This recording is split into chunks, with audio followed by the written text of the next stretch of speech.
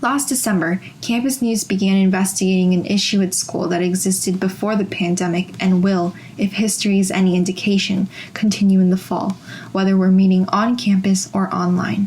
Alexandra Mork has details. Personally, I've seen it all. I've seen people look across at each other's quizzes, asking what kind of questions are on the test. I've seen people copy lab reports and then just edit a few words here and there. You have a lab late at night to just copy one of your friends and send it in. Copy English essays. I'll see a person in one period tell a person in the next period what the essay question is. I've seen people share labs. What kind of multiple choice is on it and what exactly to study. SparkNotes is technically cheating, so people do that all the time. Cheating at Harvard-Westlake is an ongoing and unsolved problem. Students regularly attempt to gain an unfair advantage in order to boost their grades or decrease their workload. Upper School Dean Beth Slattery explains that students often cheat because they're stressed. Most of the time kids panic. They're not actually trying to do something terrible. They just get caught in a bind and they make a bad decision, and the school wants to acknowledge that good kids can do bad things on occasion. In the world of Zoom classrooms, which continued through the end of the 2020 school year, cheating becomes even more complicated. Senior Max Valdez feels that online tests will increase students' ability to cheat. People in 10th and 11th grade probably will go through more to cheat now because it's much easier to do, and their grades mean just as much as if they were in class. However, others disagree. Senior Izzy Yvonne, who recently had an open note and open browser physics test, thinks it will be harder for students to cheat while classes are online. They're really taking away a lot of the ways that you would be cheating, kind of beating us to the punch, which I guess is pretty smart. As the administration attempts to address academic dishonesty, students share mixed feelings over whether the school should try to prevent cheating at all. Some students, such as senior Max Silver, believe that students who cheat are justified as long as they don't get caught.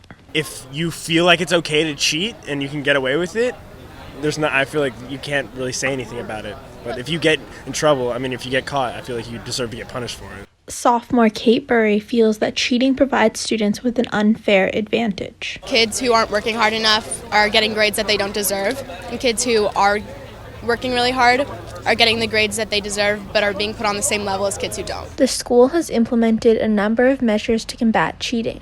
Librarian Candace Madison describes how the school has attempted to stop cheating in the library. Well, we have the 2 cameras in the room that's running 24 hours.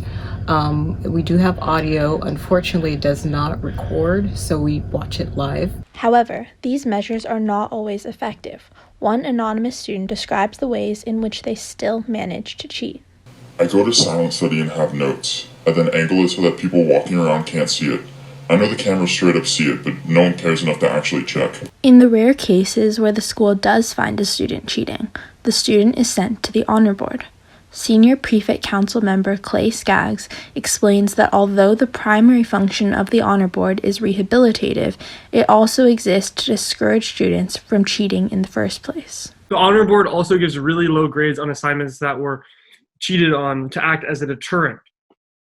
For example, on English essays, we will sometimes give as low as 0, which will make a huge impact on people's grade and can even lower the end of the year grade by an entire letter grade. Dean of Students Jordan Church says that the honor board typically reviews just under 30 cases per school year. Although this number doesn't take into account minor first-time offenses, many students feel there's a discrepancy between the number of cases the honor board hears and the number of students who actually cheat. This is likely due to a lack of reporting, which Slattery attributes to students being unwilling to report their peers. We hear from kids that they see lots of different examples of it, and then kids tend to get frustrated that we're not doing anything about something that they won't report. Head of Upper School Laura Ross believes that in order to prevent cheating moving forward, the administration should analyze the structures as well as the individual policies that allow and encourage cheating. Where does cheating happen? Why does cheating happen? in what's the research on dishonesty in schools, right? And then how do our policies and practices either create an environment where more cheating might happen or help to mitigate it? In its quest to better prevent cheating, the school hired Challenge Success, an organization that advises schools about proposed policies that will improve student well-being, to perform a survey to determine the common types and causes of cheating at Harvard-Westlake.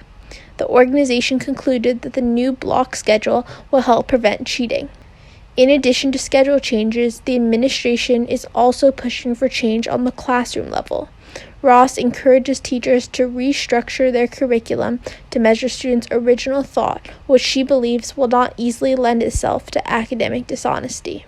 In addition to changing policies, Slattery believes the school should also create an environment in which students feel comfortable asking for help rather than taking shortcuts. You could create a culture where they felt that they'd be supported by the school if they did say on occasion that they were not prepared for something, that they would be met with support. While the success of future initiatives by the administration has yet to be seen, currently, cheating is embedded in the culture of the school, despite measures designed to stop it.